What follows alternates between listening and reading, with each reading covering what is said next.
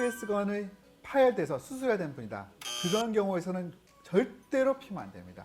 만약에 담배 피잖아요. 제가 꼭 얘기합니다. 잘못하면 다리 자른다고.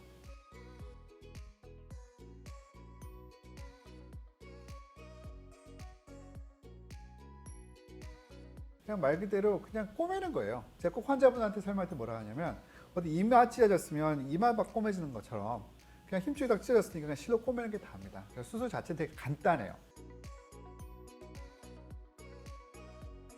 두 가지예요.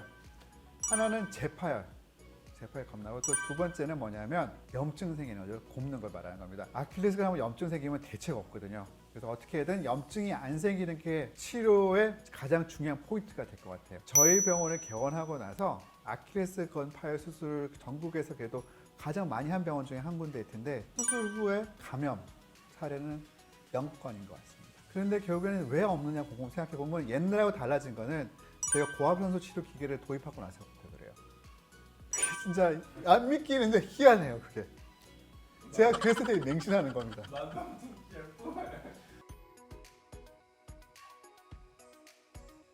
이게 왜 생기냐면 제일 첫 번째 원인은 면역 떨어집니다. 면역 떨어지면 대책 없습니다. 이건 뭐 다른 방법 하나도 없어요. 그래서 꼭 환자분들한테 수술 받고 나서 면역 떨어지지 않게끔 컨디션 관리 잘 하세요. 이렇게 얘기를 많이 합니다. 제가 이제 의사 생활을 쭉 하면서 아킬레스건 파열 수술하고 나서 염증 생기는 분들 대부분은 두 번째인데 흡연이에요. 흡연.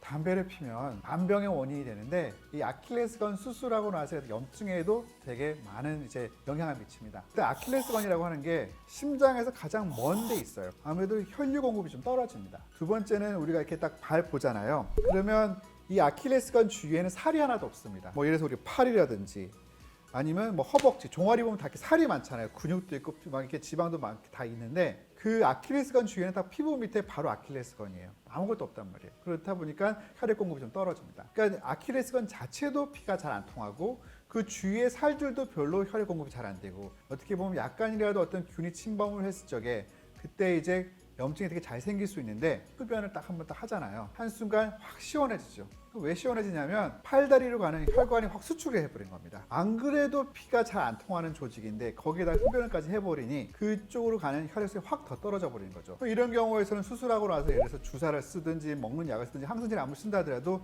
그 약발도 결국 거기까지 안 가는 거예요. 그리고 담배라고 하는 자체가 워낙 다양한 독성 성분을 많이 갖고 있기 때문에 수술을 받고 나서는 이렇게 보면 염증을 생길 수 있게끔 할 수 있는 아주 좀 많이 나쁜 거다라고 알고 계시면 될 텐데 저는 꼭 환자분들한테 말해요. 수술 받은 그 부위가 환자분 입장에서는 내 몸이지만 제 입장에서 제 작품이라고.